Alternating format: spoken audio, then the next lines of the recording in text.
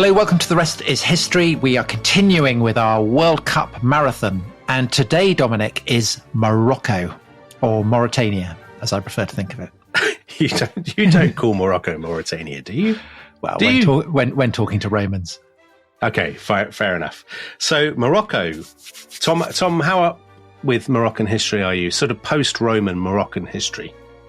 Obviously it's from Morocco that the Moors invade Spain. Yep. So I know about that. Yep. And I know about the way in which once the Reconquista in Spain has been pushed back, Spanish and Portuguese forces are endlessly dipping their toes into Moroccan affairs. They are and indeed. then the French pile in, don't they? They do. And there's all kinds of shenanigans in Tangier with various louche behaviour from there is louche behaviour. Early 20th century. Kenneth Williams used to go to Morocco on holiday with Joe Wharton. Jean Genet. Yeah. We will not be discussing any of that. That's more insalubrious end of the Moroccan history spectrum. I'm happy to say. So what have you chosen? So I have chosen an enormously important and interesting war that I think very few people know anything about, certainly in the English-speaking world, and it's called the Rif War. And it took place, Tom, the sort of high point of the Rif War was the 1920s, but it had kind of been bubbling away since the beginning of the 20th century. It is an amazing story. And I know I've got a sort of dog in the fight here, but it's got Franco is in it. Marshal Petain is in it. There are American airmen launching bombing raids on civilians. There are chemical weapons. There are Americans. There are chemical weapons. There are sort of Islamic tribesmen. There's all kinds of stuff going on in this incredibly sort of Baroque story that most people know nothing at all about. So from what you're saying, yeah, it sounds like a dummy run for quite a lot of the 20th century. Yeah, it absolutely is. It's both Americans launching chemical attacks and air raids and things. Vietnam. Hints of the Algerian War. Yes, lots of colonial wars. So in some ways, you could say it's the last Victorian colonial war, but it's also the ancestor of the Spanish Civil War. There are hints of the Second World War and of Vietnam, as you say, and of the war in Afghanistan and 21st century wars. So there's loads going on. So Morocco, as I'm sure you know, Tom, is the only North African country that was not part of the Ottoman Empire, which I actually didn't know until about an hour ago. So Morocco has a very long-established dynasty of kind of sultans and kings. So that's the Alawi dynasty that was established in the 1630s, would you believe? However, basically what happened in the course of the 19th century is that Morocco was sort of nibbled away. I mean, you were saying earlier on about the Spanish and the Portuguese. Morocco had always kind of really been prey to the sort of predators from across the straits. And by the end of the 19th century, the French are established there. They have a protectorate. And also the Spanish have two sort of enclaves in Ceuta and Melilla, which they still have to this day on the coast, on the kind of Mediterranean coast of Morocco, facing Spain. But now, between those two enclaves, Tom, of Ceuta and Melilla, there's a great range of mountains called the Rif. And as you will no doubt know, the people who live in those mountains, and indeed in Morocco generally, although many of them do speak Arabic, they are not Arabs. They are, of course, Berbers. They are Berbers. Yeah, they're Berbers. Exactly. So presumably they had been Berbers. I mean, they must have been Berbers forever. Yes. They've always been Berbers, haven't they? I mean, they were Berbers. Or Numidians. In the days of the Roman Empire. So what would you call them? Numidians? Maybe Numidians. You could range of names. Mauritanians. Lots of potential names.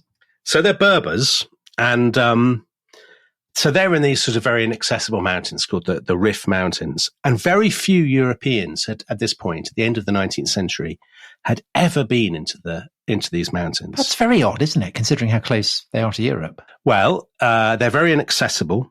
They're sort of they're forested. The people, the tribes are extremely inhospitable.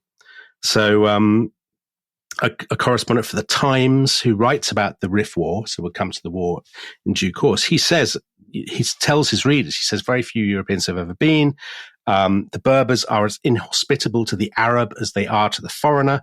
And basically, if you pitch up in their country, they will kill you.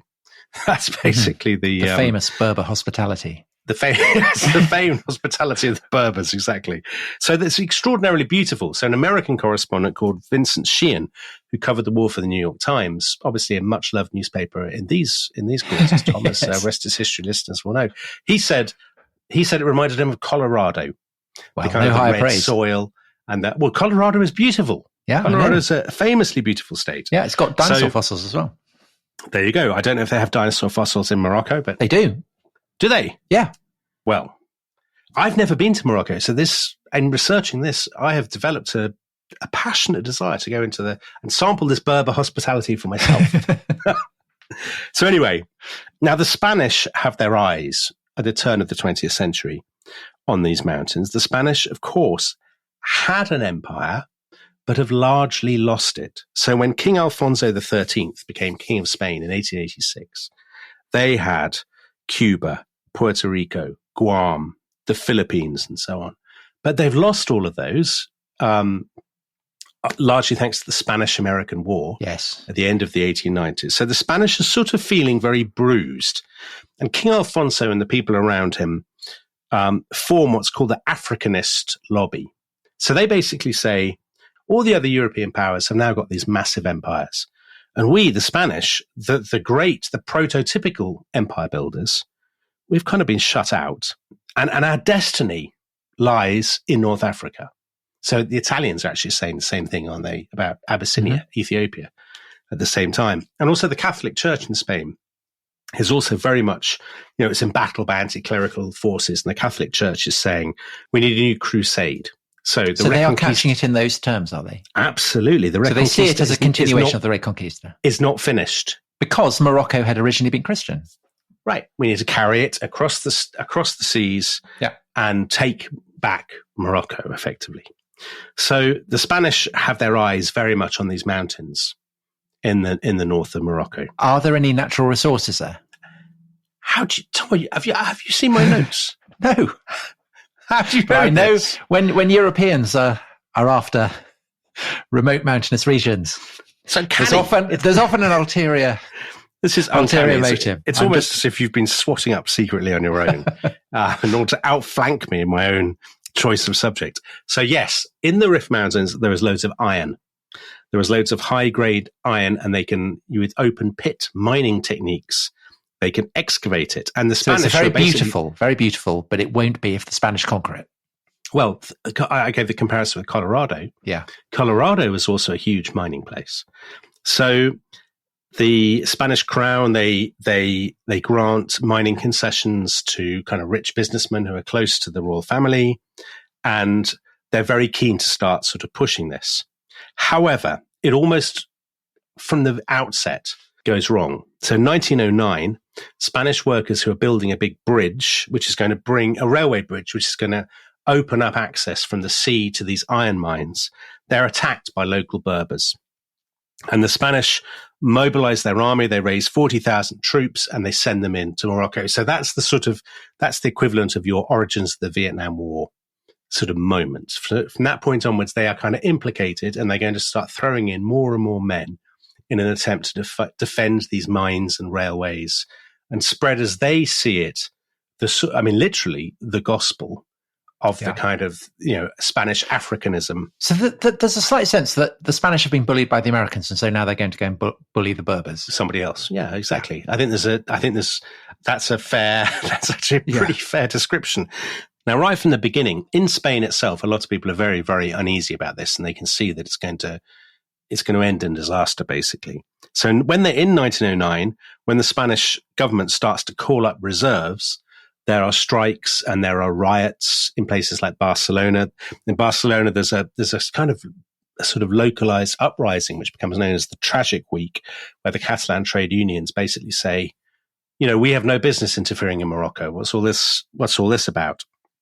But the Spanish, nevertheless, are determined. The government and the king are absolutely determined to do it. And they feel, as you said, this sort of burning sense of humiliation, which they feel that they have to redress. But also, in 1912, the French basically formally grant them a protectorate along the northern coast of Morocco. So this is partly because the British were very keen to have a buffer between Gibraltar and the French.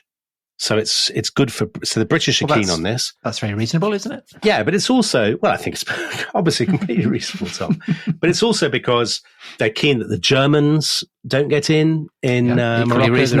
There have been a series of sort of little bust-ups and crises about this.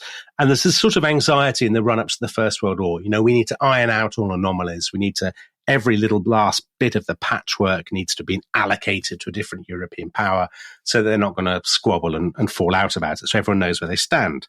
So the Spanish are now very keen to kind of formalize their protectorate. And that brings them into greater problems. And that raises the spectre, as it were, of their great antagonist, who is a really, really colorful and interesting man, who is a man called Mohammed Abdelkrim.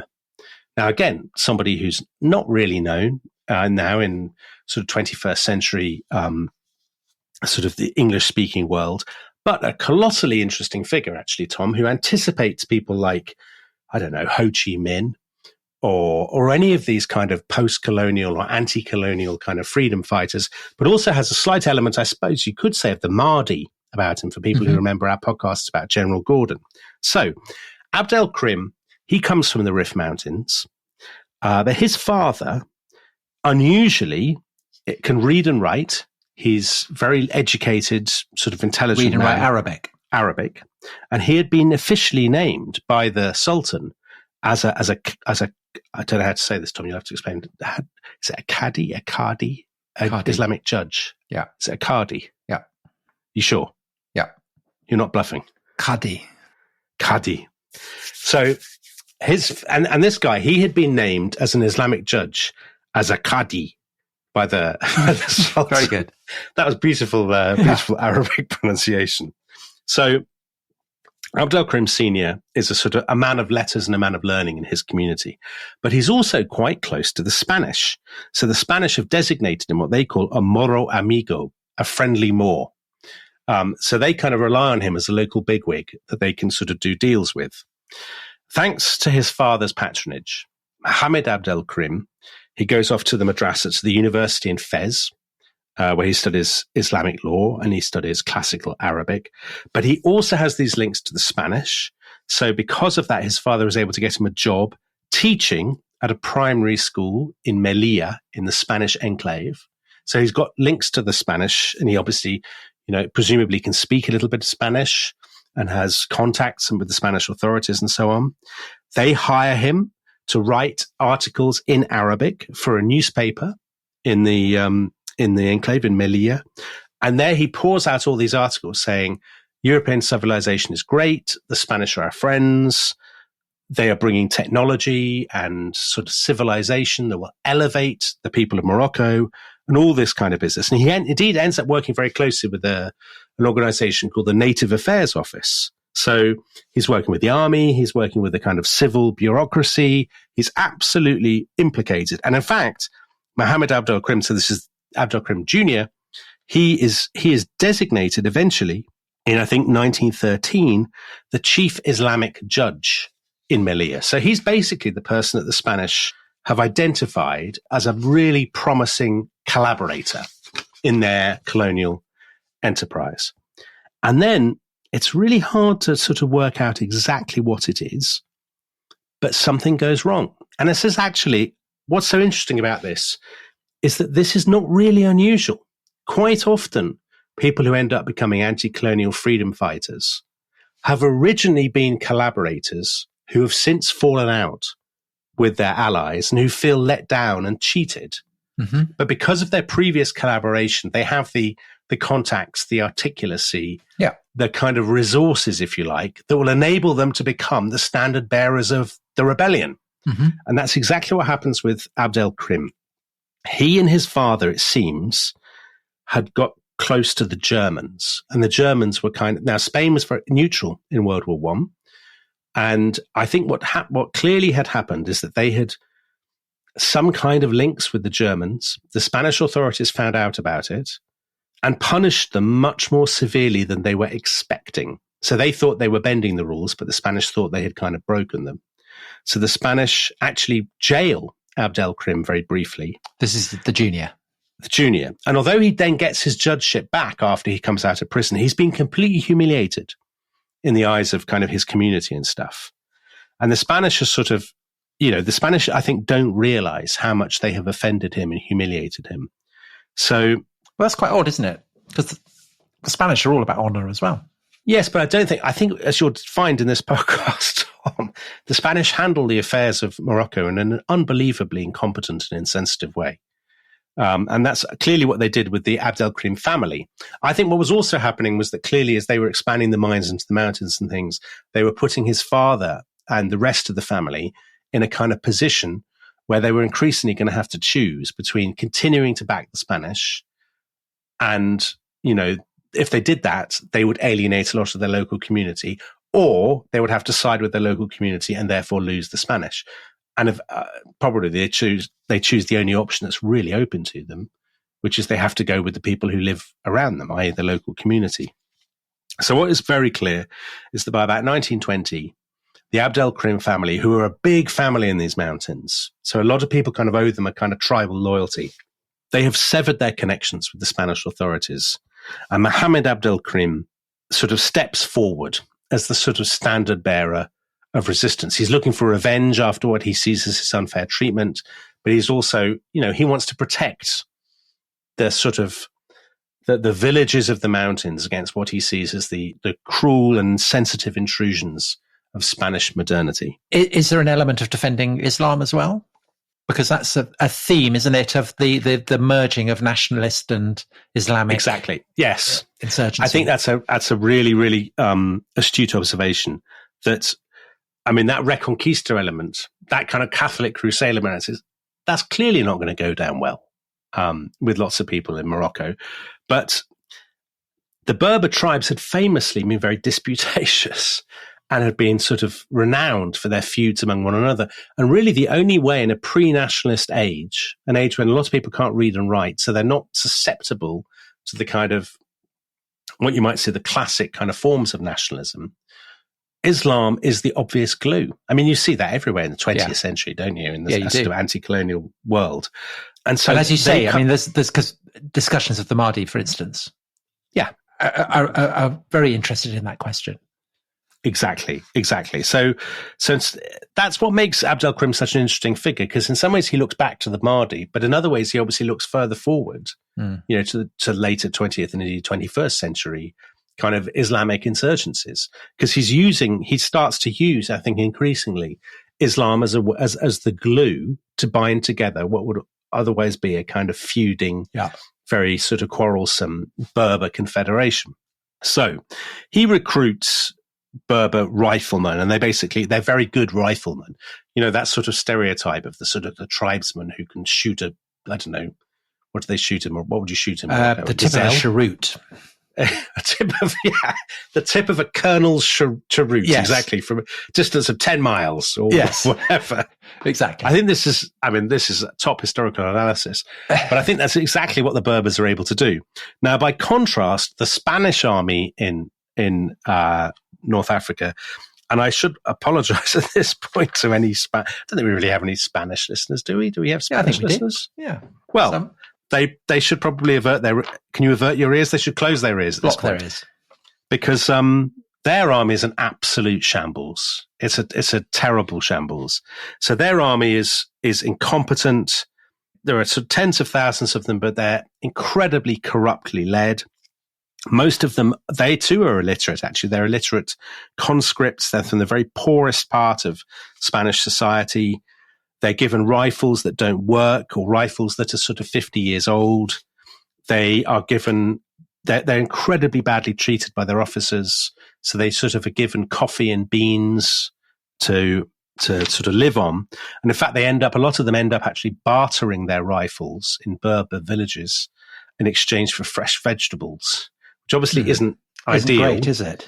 They don't have toilets in their barracks. It's just all inept and sort of shambolic. They're also accompanied by this giant I don't really know how to put it in a well, the mind's boggling. Caterpillar? Balloon? No, it's a giant horde of prostitutes, Tom. Okay. Okay. Well, I think that reflects very well on my imagination that wasn't what I... Yeah, I suppose people would now object to the word horde and prostitutes, so they'd say, I don't know, sex workers. Yeah. Anyway, there's a load of them. There's a small army of them. Yeah, of top Spanish courtesans who accompany the army through the mountains. So venereal disease in the army is rampant. So basically 1 in every 2 men or whatever is crippled by venereal disease. A proud record. So the officers are universally agreed by foreign war correspondents to be atrocious.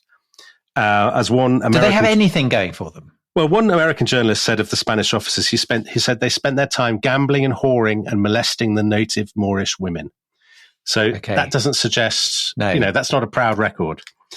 And their chief officer is a man called General Manuel Fernandez Silvestre, and he's the commander in Ceuta and Melilla in the 2 enclaves. Now, he is a veteran of the Spanish-American War in Cuba. So he knows the sting of humiliation, and he's determined to put it right. I mean, you'll be pleased to hear, Tom, because you're looking for positives, he is a tremendous womanizer. So, well, I would expect nothing less. I read in a biography of him online that he, quote, fathered scores of illegitimate children by the various women he seduced. Right. So he's very fecund. Right. I think it's fair to say. Okay. Yeah. And he's a very flamboyant figure, sort of moustaches and all this kind of thing. But he has distinctly, I don't know, how would I put this? He has non-sort of guardian-friendly approach to interactions with the locals. So the Minister of War says to him at one point, have you got all the equipment? Do you have everything you need? Do you need anything else? And he says, yeah, I do.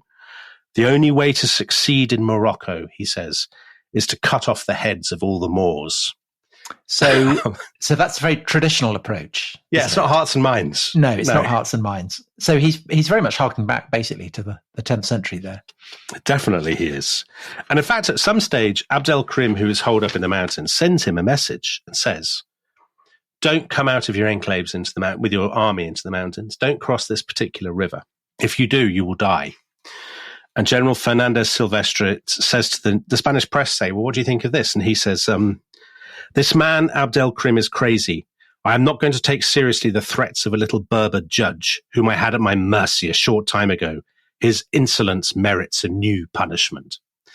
Now, you can probably guess at this stage where the story of these 2 men is heading. I can. This is not going to, in fact, end. I'll tell you now as a massive spoiler alert. General Fernandez Silvestre is not going to cut off the head of Abdelkrim. Quite the reverse. Right, so he sends out his army into the mountains. I shouldn't laugh, actually. It's a terrible story. He sends his army into the mountains. They split up and they start going to all these little forts and these things called blockhouse, which are these sort of mini forts that they've established in the mountains. Quite quickly, they all get cut off from each other. Their communications are terrible. They start to send relief expeditions to some of these forts, but they're destroyed by the sharpshooting Berbers. Yes, the cheroots pinging all over the Rif Mountains. And the men who are in the forts are left. They've got no supplies, so they drink. First of all, ink, and then they're drinking their own urine. Right, which is that's always a bad sign. Never a good position to be in. General Fernandez Silvestre, after a deal of sort of marching about, he ends up in a fort in a place called Annual. So it's literally spelled like the word annual.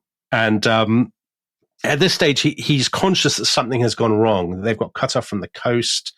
The mountains are kind of crawling with Berbers. He's lost communication with some of these other forts. This is all a bit of a disaster. So he's walking around on the sort of parapet of this fort. And you can see movement out in the hills. He's chewing his moustache the whole time. And supposedly is just sort of muttering gibberish to himself.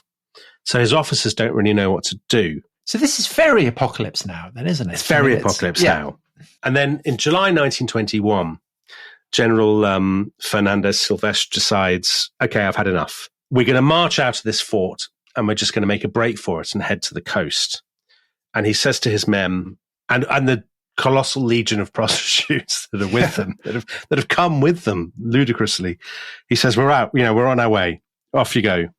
Throw open the gates of the fort and off you go. So they march out, and they basically march out. And what happens is that the Rif tribesmen just shoot them all, like from the hills, as though they're in, people describe it and they say it's like this shooting gallery. People are just sort of trudging along, being shot down. Including the prostitutes. Including the prostitutes. So they're all shot down. I think 13,000 So people. quite like the first Afghan war, that kind of it's absolutely situation. Like that. It's an but the British try to leave Kabul and get wiped out. But with, I think, a sort of a degree of Baroque flamboyance. A magical realist spin. Yeah, exactly. Because they all turn into butterflies. Because the general, you see, Tom, he has not marched out. This is the thing. They've marched out, but he's there on the parapet. And and the last sighting of him, people say he was standing there on the parapet, chewing his moustache and shouting at his men down below, "Run, run, the bogeyman is coming." Right. Okay. Which is not a detail that you would expect. And he stands there shouting that while they're all being shot down. They're all killed. And then he goes inside and back down into his tent and shoots himself in the head. And that's the end of General Fernandez Silvestre. So the bogeyman has come. The bogeyman has come. Would that be a good moment to take a break? It would. I think it's fair to say for the Spanish, this has not been a good 20 minutes, Tom. Okay, well, let's see if it improves for the Spanish after the break. I have no idea what's going to happen, Dominic. I don't know what's going to happen. Although you have mentioned that chemicals appear. So yes, I'm suspecting that things are going to get worse in all kinds of ways. We will see you in a few minutes. Bye-bye.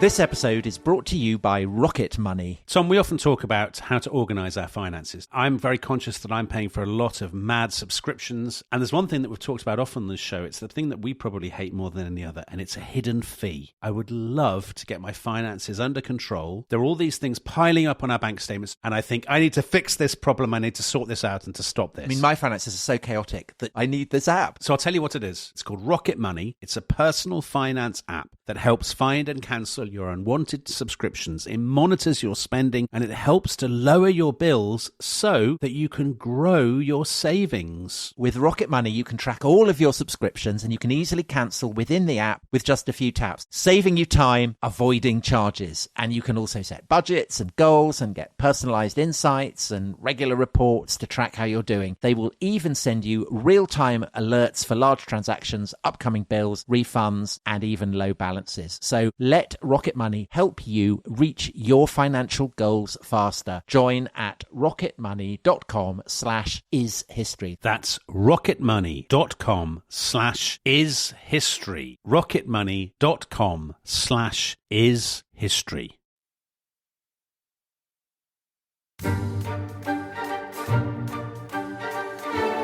Hello, welcome back to our World Cup special on Morocco. We are looking at the Rif Wars. And Dominic, before the break, you were making this sound increasingly like a particularly bloody magical realist novel.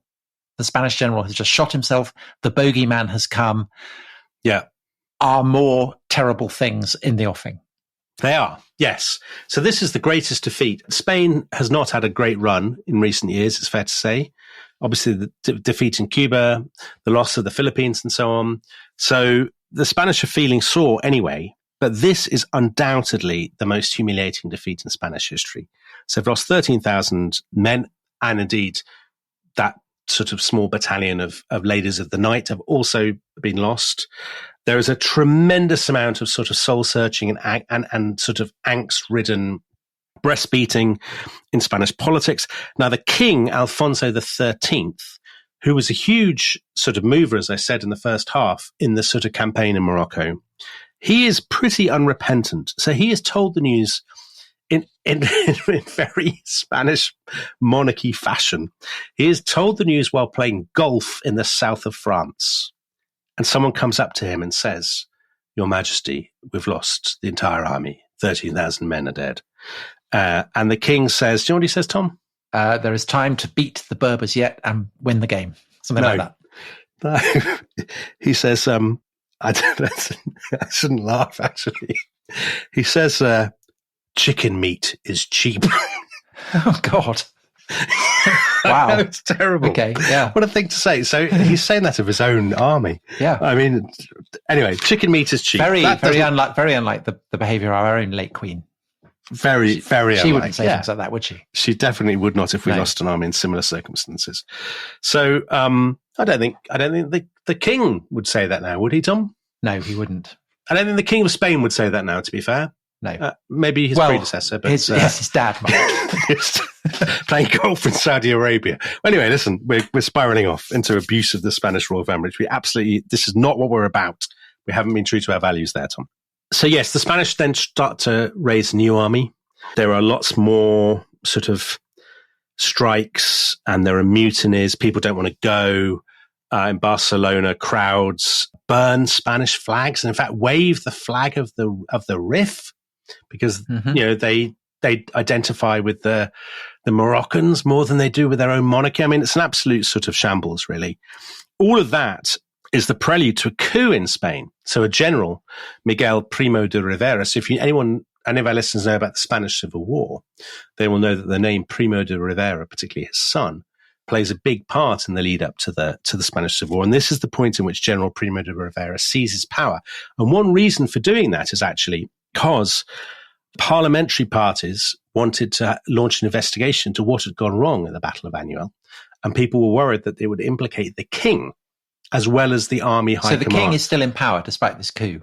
Yes, he is still in power, Tom. So it's a little bit like the situation in Italy, where you have Mussolini becoming dictator, but the king is still there. So in Spain, Primo de Rivera is dictator, but with the acquiescence of the king. And how much power does the king have? Not much power, really. I mean, in truth, particularly once power has passed to the army. He's there as a figurehead, but he pretty much agrees with everything the army is doing, to be completely honest with you. So at first, the new Spanish strongman, Primo de Rivera, he says, well, we need to pull back a bit. So they pull back. Let's stop throwing sort of men away without working out a proper strategy. So they pull back to their enclaves of Ceuta and Melilla. And that basically leaves Abd el-Krim as the master of the mountains, as the unchallenged master of the Rif. So he sets up then something called, it's an unrecognized state called the Republic of the Rif. And they do things like they start building roads. He has a little bureaucracy and he institutes an Islamic legal code. So you were saying in the first half about Islam. Yeah. Islam is obviously what you go to if you are trying to nation build, because that's the way of bringing all the different tribes and the different clans and things together. That's all you have. Does it work? Because the Berbers are a proud and independent people. I think it does work, actually. Who resent the yoke of authority. I think it does work because they have an external enemy against whom they can unite. In fact, they have two, France and Spain. So, nation building is always most successful, I would say, when you have an enemy, when you have an antagonist. And they knuckle down and they become loyal members of the Republic of the Rif. Well, I think we're perhaps exaggerating that a bit because the Republic of the Rif doesn't really last that long. So it's not like these structures have time to sort of embed themselves. Yeah. Because the Spanish are planning the whole time to sort of get it back. They have various ways of doing it. So I said at the beginning that this would anticipate the Spanish Civil War, which it absolutely does, because the forces on which the Spanish come to rely completely anticipate the Spanish Civil War. So the first thing is that they start to raise basically a Moroccan army. So this is what becomes the Army of Africa that Franco famously commands in the 1930s. So they're called the Regulares, regular units. And they have Spanish officers, but they're kind of Moroccan infantrymen, I guess. And the other thing is they start to create their own foreign legion. The French foreign legion. The Spanish have a foreign legion too and still do. And is it organized on the same format that anyone can join? And yeah, I think pretty much. Although a lot of the people who join it actually are Spanish rather than sort of charismatic old Harrovians who've pilfered things from Nanny. Exactly. Yeah. Who've been wrongly accused of cheating at school. Yes. Or something. Have to win their honour back. Yeah. Exactly. I don't think there's as much of that in the Spanish Foreign Legion, to be honest. So the bloke who leads the Spanish Foreign Legion is an interesting character. He's a guy called Lieutenant Colonel Jose Milian Astray. And he is a very entertaining man. He's completely demented. You astonish me. So he had been wounded in Morocco in the arm, and also in the eye, so very Nelsonian. So he wears an eye patch, which of course, by law, the leader of the Spanish Foreign Legion really needs to do. Yeah. So he wears an eye patch and white gloves to hide his injuries, and he is known as Glorioso Mutilado, the glorious mutilated one. Yeah. Which I think is again exactly what you would want, isn't it? I mean, and as you can say, but you could apply that to Nelson, couldn't you? You could, although Nelson didn't. So his motto that he says that is still, I think, the motto of the Spanish Foreign Legion: "Viva la muerte, long live death." Yes, I mean that's very Ride of the Rohirrim, isn't it? Actually, when you think about it. So, and you see, to go back to what you were talking about in the first half. The Spanish Foreign Legion is absolutely founded on Reconquista principles. So when people are sort of inaugurated into the Legion there in the 1920s, they are kind of steeped in a world of kind of Christian crusading. Templars, they're Knights Templar, that kind of thing. Yeah, all the imagery is we are kind of crusaders who are carrying the gospel against these sort of these Muslim hordes and all this kind of thing. So Mian Astra is the head of the Spanish Foreign Legion with his eye patch, and he needs a number 2 who does not wear an eye patch, but is a bit more sort of like a bureaucrat who will sort of be his organizer and stuff. And this man is a young captain, well, originally a captain, who ends up being promoted to major and so on and so forth, whose name is Francisco Franco. I was wondering. So this is where Franco enters the story. Now, Franco also has so Franco is from Galicia in the north of Spain. He had been fighting in Morocco for years, as had Mian Astra. And Franco, with his sort of Moroccan troops, had been attacked and shot in the hills near Ceuta. And there, he'd been hit by a bullet in the abdomen. And his Moroccan troops thought he was going to die, but he didn't. And so they said he must be blessed. He must be protected by God. And that sort of sense of Franco as this kind of, he's the chosen one. I mean, this is obviously going to be part of Franco's personal mythology, because Franco is, I think it's fair to say, an absolutely terrible man, and not in any way a sort of a friend of the rest is history. But this sort of idea of him being chosen by God as a crusader, all of that stuff, that plays an enormous part in the ideology of the nationalists. And that must help win hearts and minds in Morocco. What, that he's been chosen by God? Yeah, and that he's leading a band of crusaders. They must love that in the Republic of the Rif. No, I'm sure they don't love it at all. But his troops definitely think that he has something, a special quality. Actually, do they, or how much is that Franco myth making? I don't know enough of the details of this to know how much this is a product of Franco's later propaganda. But it'd be interesting if listeners do know, if they can tell us. So the Spanish have got new troops. They also have new weapons. And I mentioned this at the beginning, that there were going to be chemical weapons. So obviously people have used chemical weapons in World War I, but they have been outlawed. So they're outlawed in 1925 in the Geneva Protocol. But the Spanish are completely shameless. So even though they signed the Geneva Protocol, they have every intention of using them. Their war minister says, "Until now, I have been obstinately resistant to the use of suffocating gases against indigenous peoples.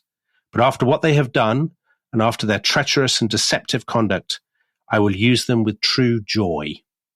Lovely thing to say. Lovely, lovely, lovely chap. So they use phosgene, diphosgene, nitrochloroform, mustard gas. And are they dropping this from planes? I think most of it's from shells, rather than like in World War I. Yeah. I mean, as you know, Tom, science is not really my strong point, and I would never claim to be an expert on munitions. But basically, they're applying the lessons of the First World War exactly to the colonial dimension. They're getting help from French intelligence. So French intelligence helps them to get this sort of weapons systems, and German companies. So basically, it's a European effort. So is this because the humiliation of the Spanish by the Republic of the Rif is seen as a humiliation not just for Spain, but for European empires generally? Yeah, I think that's right. I think the French have their protectorate in Morocco. The French are very alarmed by all this sort of the Spanish shambles. And crucially, I think the big turning point, actually, I think, and Abd al-Karim's big mistake is that he sends his troops across the border into the French bit. So the French are much more organized than the Spanish. He has been getting supplies and things from across the border anyway, from the cities, in the French protectorate. The French are sort of beginning to stamp on that a little bit and to shut it down. And at that point, he sends some of his sort of his raiding parties in to attack the French. They actually they storm some French forts and things. They actually kill or wound about 6,000 French soldiers. And this is, to him, I suppose he thinks he has no choice. But once he's poked the French, they're not going to take that lightly. So once the French are involved, he really is up against it.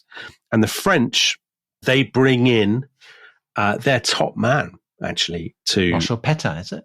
They bring in Marshal Petain. So Petain at that point is not the sort of the distinctly tarnished World War II figure. He is the World War I hero of Verdun. He is the absolute, saintly, heroic crusader of France who had seen off the Germans in the French imagination. So they bring in Petain. The French and the Spanish meet in the summer of 1925, and they say, okay, let's crush this guy once and for all. So you've got Petain, you've got Franco, you've got the glorioso mutilado. They're all involved. But what you also have, you have two other innovations which point to World War II. So number one is you have aerial bombings. So you have, this is an extraordinary thing. A guy called Charles Sweeney, who was an American World War I pilot, he gets in touch with the French and he says, I would love to raise a squadron of American volunteers to come and fight for you. And this is a very common 1920s thing. People who, it's sort of Bulldog Drummond, or it's the Black and Tans, or it's the Freikorps. Or D'Annunzio. Sorry? Or D'Annunzio. Exactly. People who basically won't let the Great War go. And Charles Sweeney is one of those people. He misses the adventure and the excitement and, killing people. And he says, let's come and do some air raids for you. So he does raise a squadron of several, I think a couple of dozen American pilots. They have 7 bombers, and they fly off these bombers. And the most famous bombing they do is of a town called Chefchaouen, which I think is now a very popular tourist destination, a kind of blue city or something in the mountains. And they bomb it. One of the first aerial bombardments of a civilian town. So it's often said of the First World War that it's a process of colonial wars being brought back to the imperial metropoles. Yeah. And could you say that the Rif War has that relationship to the Second World War, perhaps? Oh, yeah, I like that, Tom. I thought you were going to turn it round and say that this is the Great War being applied to the colonial periphery. I suppose it kind of is, but which it kind of is. But you're right. They are experimenting with techniques. Yeah. Yes. What happens in the Rif is going to happen, say, to Guernica, and then in due course to Coventry and to Hamburg. Exactly. What happens in the Rif is going to happen to Spain in the 1930s, and then, as you say, to all Europe in the 1940s. Interestingly, one thing about the colonial dimension, Charles Sweeney is completely open about the racial element to this.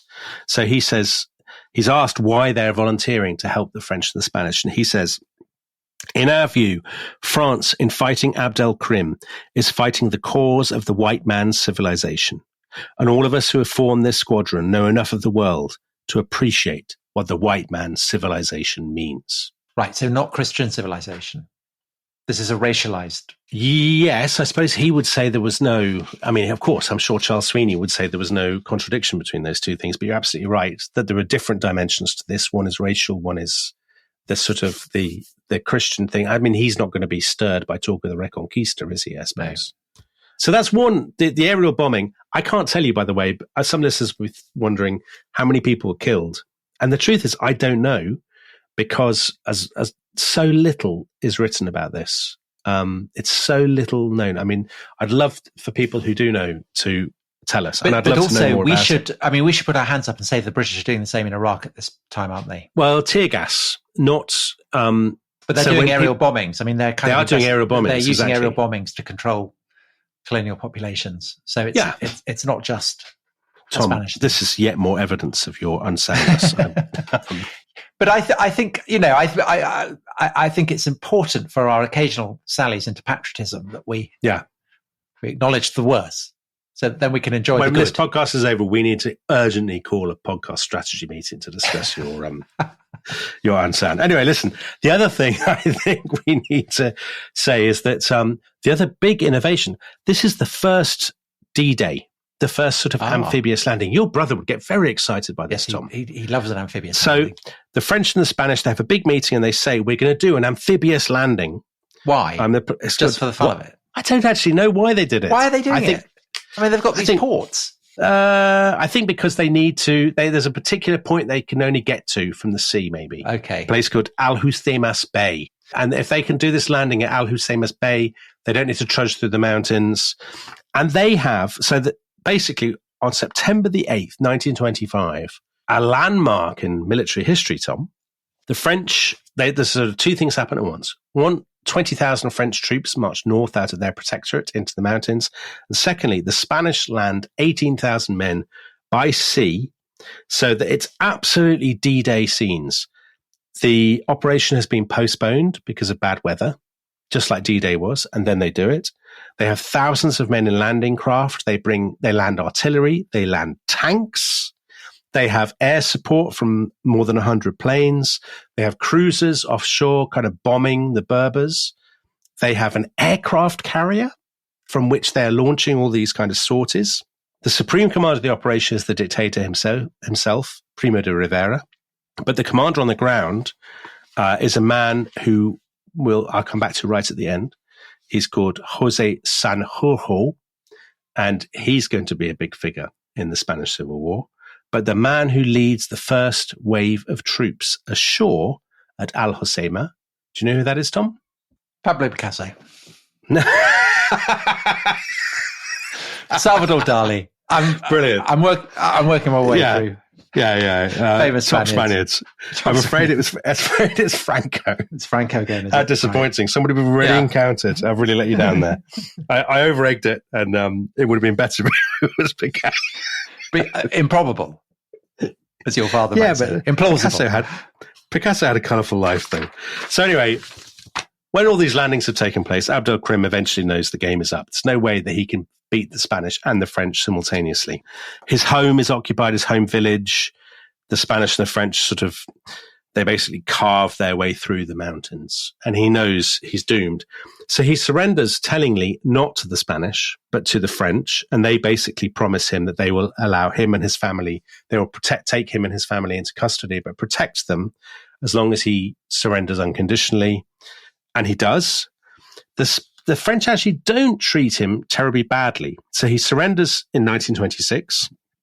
He's taken off to Réunion, which is in the Indian Ocean.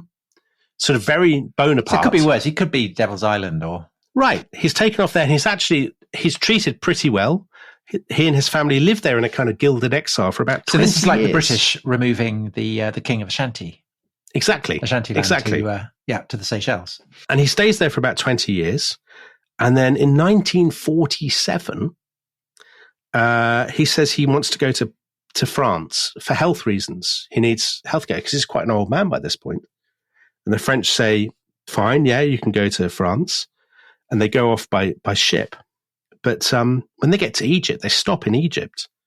And the ship is raided by Moroccan nationalists who take them off and hide them in Cairo. And this is apparently against Abdelkrim's wishes because the French had kind of lined him up a nice house in the south of France. Yeah. But he's told, no, you have to stay in Cairo. You've got to become an icon of the rebellion. But now the Moroccans wanted him to come back to Morocco, but he refused. He said he would never go back to Morocco while there were still French and Spanish enclaves in Morocco. And he never did. So he died in Cairo in 1963. Gosh, goodness. So he got taken in 1947 and he died in 1963. Yeah. So 16 years he had to live in Cairo against his will. Well, why couldn't he go on to France? He might have been under guard. I don't know. Chained to a radiator, wasn't I don't think he was chained to a radiator. I think maybe he thought that if he went to France, I mean, he couldn't have gone to France once he'd been rescued. Could he? I suppose not. That would look like a terrible, Yeah. If he sort of put out a public statement saying, I was looking forward to the golf courses of the river. Yeah. Fair enough. But anyway, so that's the end of the Rif War, because obviously the Spanish and the French won. They divided up Morocco between them. The Spanish lost about 43,000 troops, killed, missing, and wounded. The French lost about 18,000. The Berbers, it's impossible to say, maybe 10,000, maybe 20,000, hard to tell. Historians now look back at that war and they say, is it the last colonial war? Is it the first anti-colonial war? Is it an ancestor of the Spanish Civil War, of World War II? Well, the one thing that is very clear is that where it definitely prefigures the horrors of the Spanish Civil War is it's incredibly savage and violent. So it's full of massacres and tortures and beheadings. The Spanish army, I think, sort of motivated in part by their sense of humiliation, behave pretty badly throughout.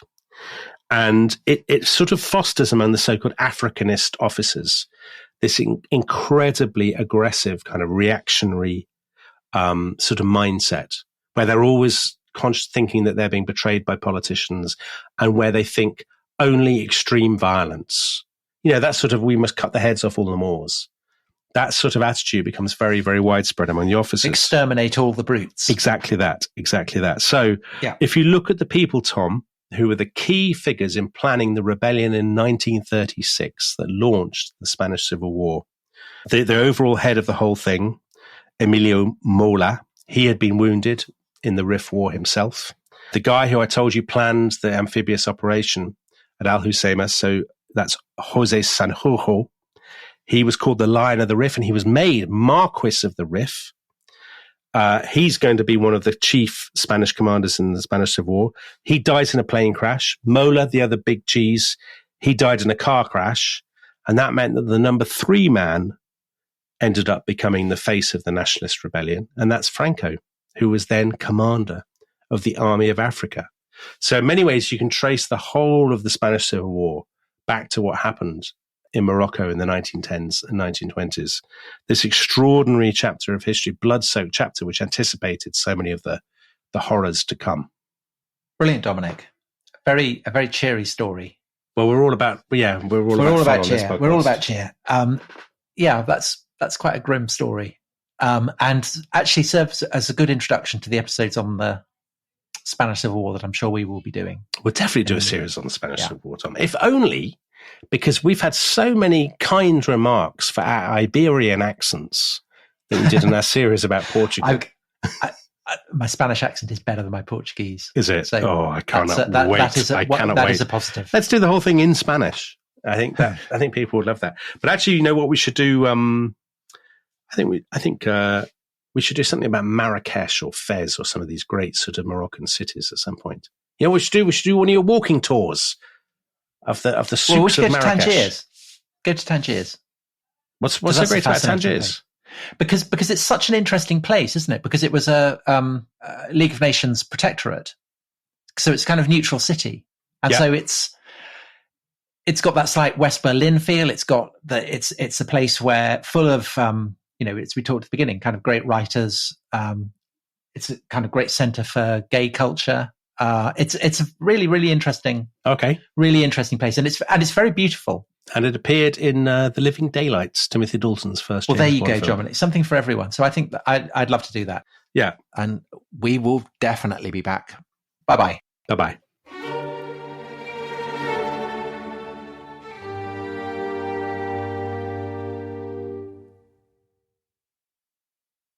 Thanks for listening to The Rest is History.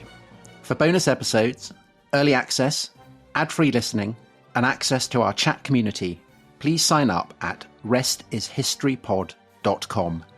That's restishistorypod.com.